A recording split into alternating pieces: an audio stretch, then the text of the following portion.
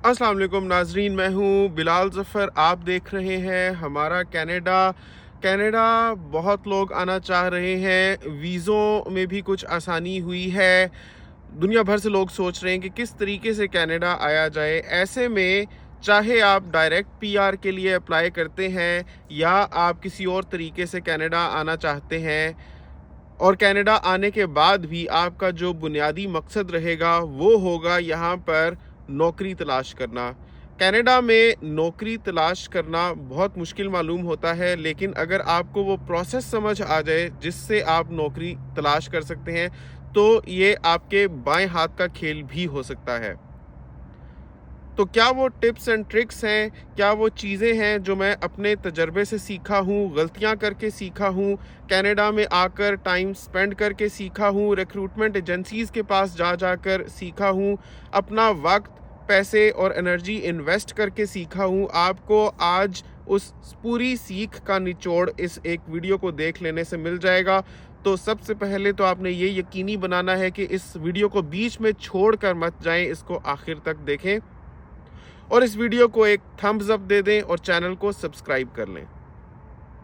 तो नाजरीन, आज की वीडियो अगर आप देख लेंगे तो आपको ठीक ठाक समझ आ जाएगा कि कनाडा में नौकरी के लिए आपने कैसे अप्लाई करना है।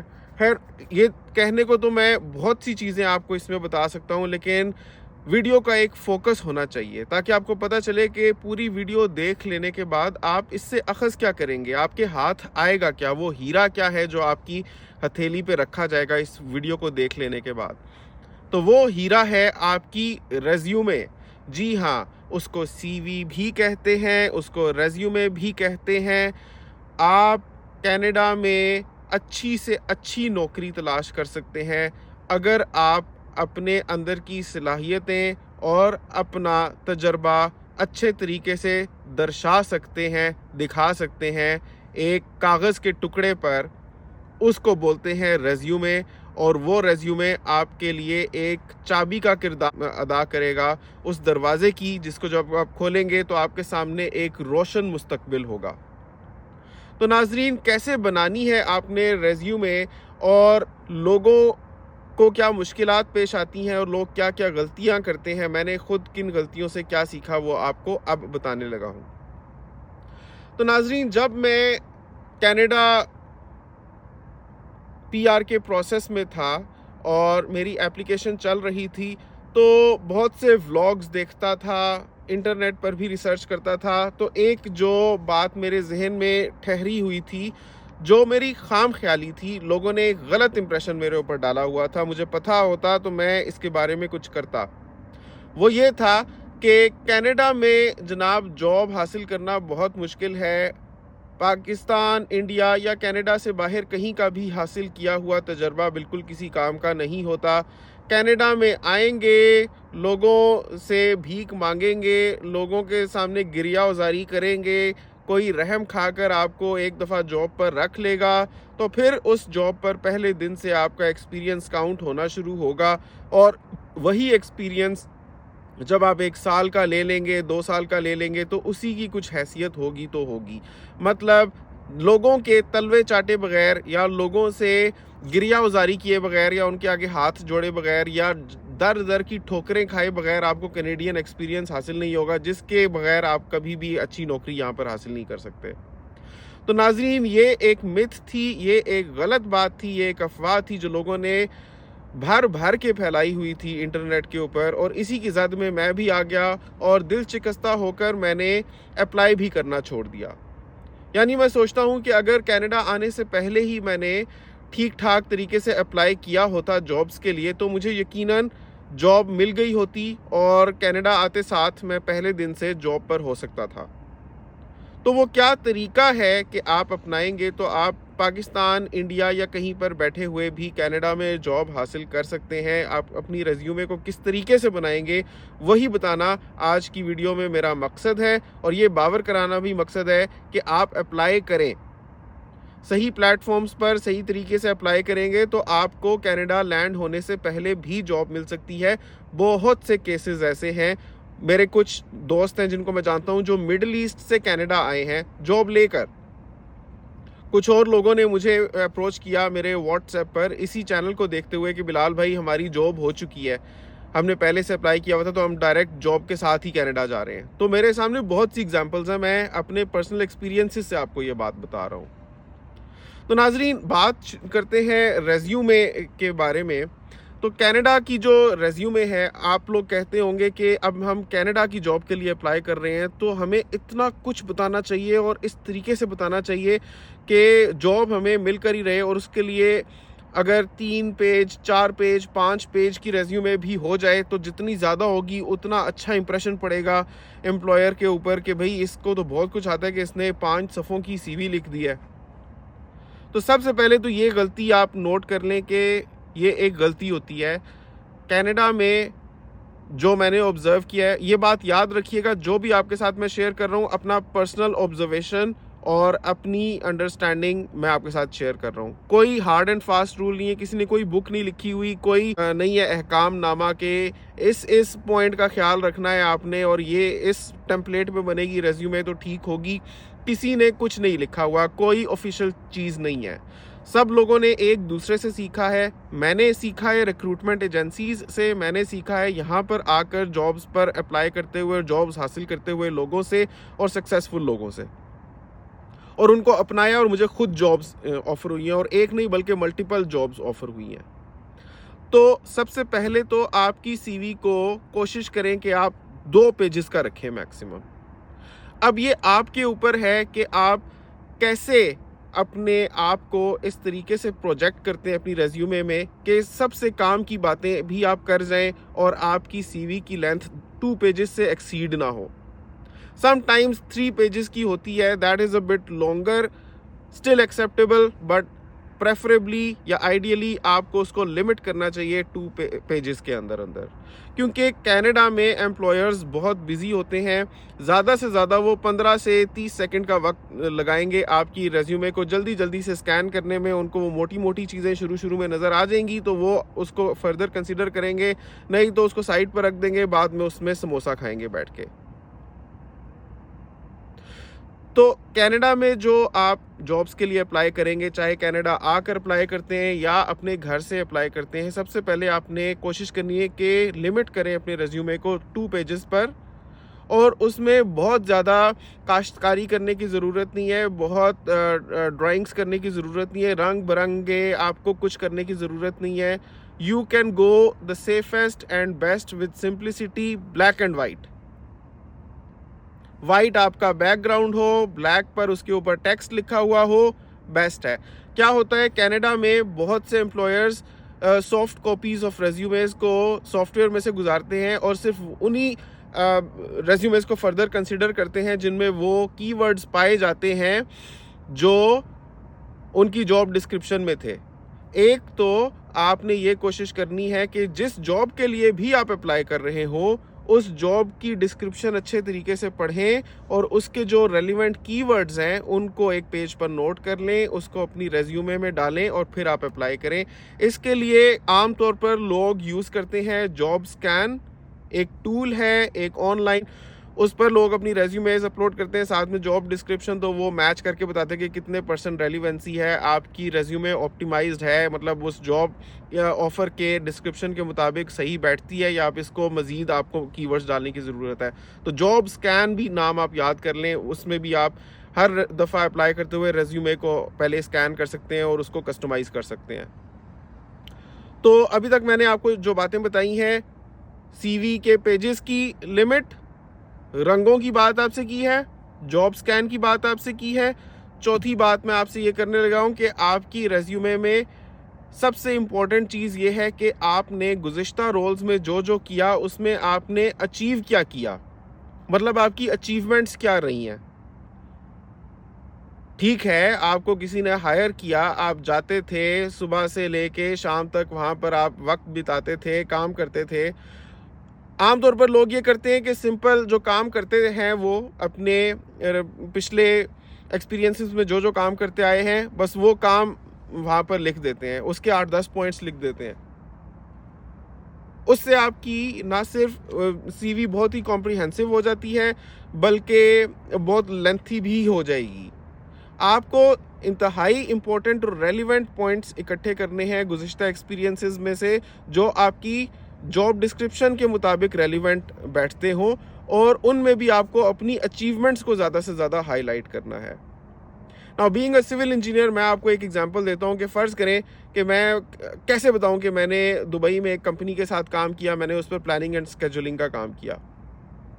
अब मैं कहने को आऊँ तो मैं ये कह सकता हूँ कि I have been a planner on with this company, मतलब मैं इस कंपनी के साथ प्लानर था। इतने दौरानिए के लिए मैंने वहाँ पर काम किया। प्लानर होने के नाते मैं बेस लाइन प्रोग्राम्स बनाता था, मैं रिकवरी प्रोग्राम्स बनाता था, मैं प्राइमा विरा के ऊपर शेड्यूलिंग करता था, और मेरे बनाए हुए काम के मुताबिक पूरी जो प्रोजेक्ट की टीम है वो चलती थी।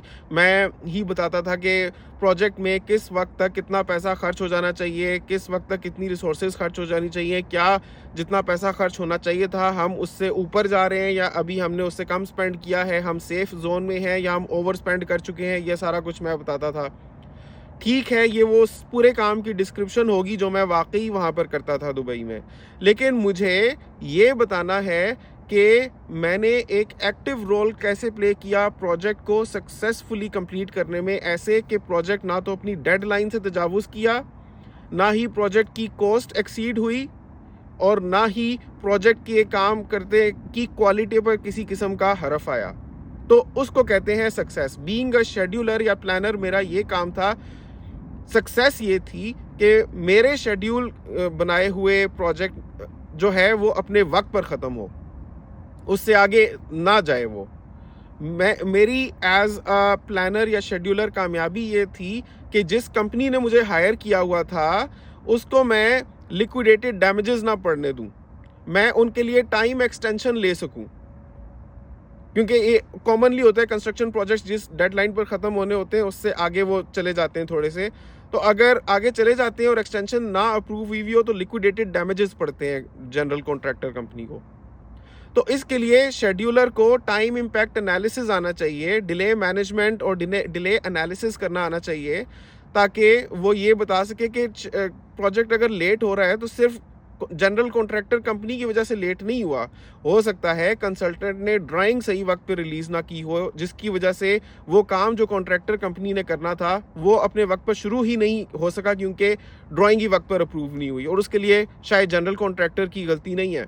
तो ये दाव पेच खेलना, ये प्रोजेक्ट पार्टीज़ को बताना कि जिस कंपनी ने मुझे हायर किया हुआ है, अपना नौकरी पर मुझे रखा हुआ है, जो मुझे पैसे दे रहे हैं, उनको मैं कैसे बचाता हूँ, उनके इंटरेस्ट को मैं कैसे सेफ गार्ड करता हूँ, मैंने कैसे किया, कितने वर्थ का प्रोजेक्ट था, कितने मिलियन कैनेडियन डॉलर्स का प्रोजेक्ट था जिसके ऊपर मैंने काम किया, कौन से बड़े बड़े नाम थे, जो कंसल्टेंट था, जो क्लाइंट था, जैसे ईमार क्लाइंट है, बहुत बड़ा क्लाइंट है, बहुत बड़ा बिल्डर डेवलपर है, मैंने अगर उसके साथ काम किया मैं उसको मेंशन करूं, तो बड़े बड़े नाम मेंशन करें, फिगर्स और स्टैट्स मेंशन करें। कनाडा में ना ये स्टैटिस्टिक्स और डाटा बहुत इंपॉर्टेंट है, नंबरों को बहुत ज़्यादा इंपॉर्टेंस दी जाती है।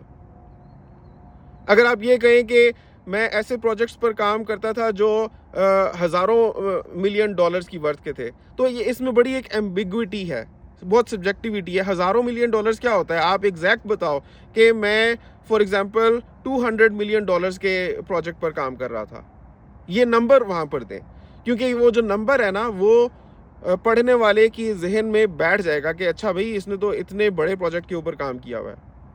तो प्रोजेक्ट क्या था, उसकी वर्थ क्या थी, आपने क्या क्या दाव पेच खेले और किस तरह से अपनी कंपनी को सक्सेसफुल बनाया, वो आपने बताने की कोशिश करनी है। तो खाली आपने पॉइंट्स ही नहीं लिख देने, बल्कि अपनी अचीवमेंट्स को आपने बताना है।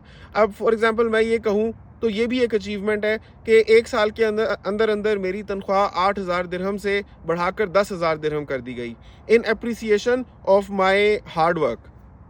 तो ये भी एक अचीवमेंट है। हर एक की तो तनख्वाह नहीं बढ़ा दी जाती, अगर आपकी बढ़ा दी गई इसका मतलब है कि आप कोई ख़ास वैल्यू दे रहे होंगे अपने एम्प्लॉयर को, तो ये एक अचीवमेंट है, आप इसको मेंशन करें।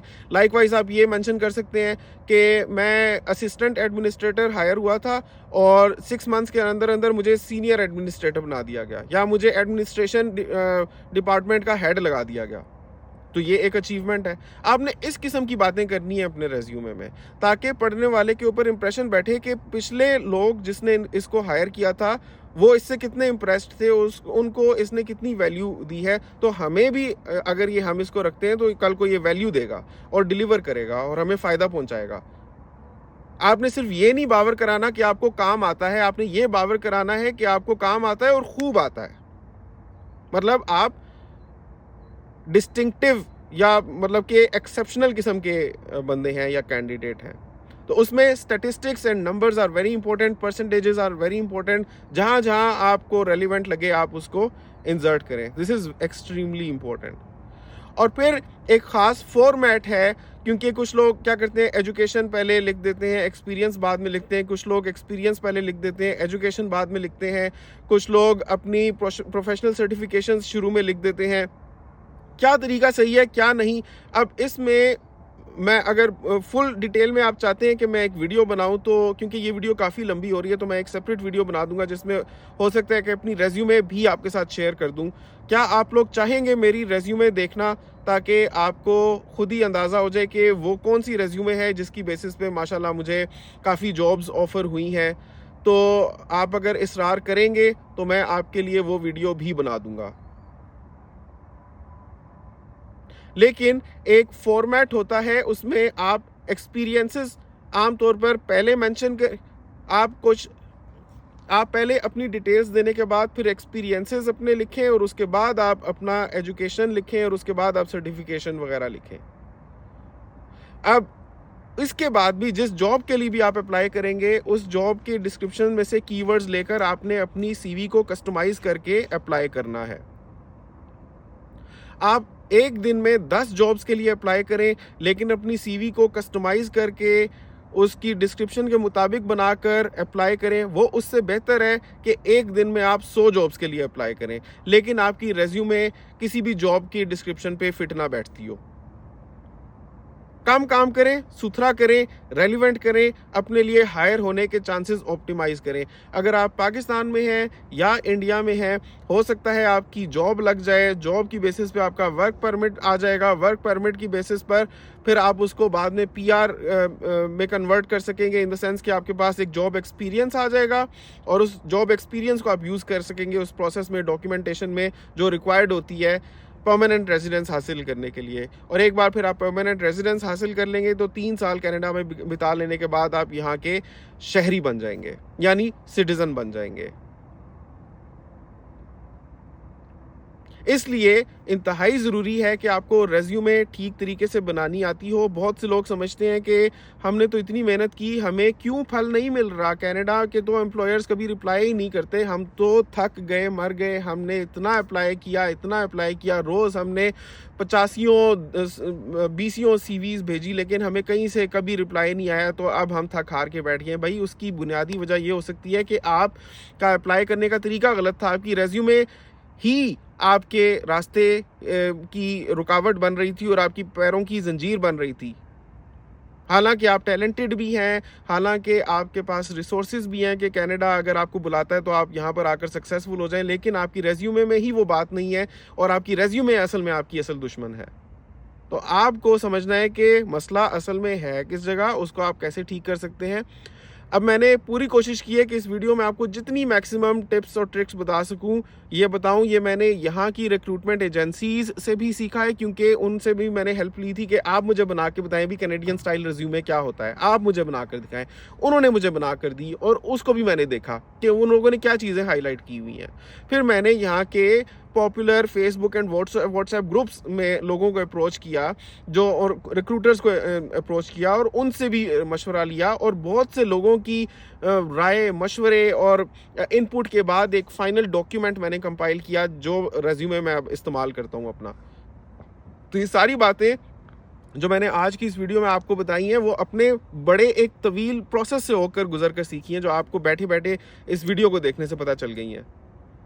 तो आपने इन सारी बातों को फॉलो करना है। इसके बावजूद अगर आपको लगता है कि आपको रेज्यूमे बनाने में हेल्प की ज़रूरत है तो मैं आपके लिए अवेलेबल हूँ। मेरा व्हाट्सएप नंबर आपको डिस्क्रिप्शन में मिल जाएगा, मुझे आप कांटेक्ट कर सकते हैं और I am there for you.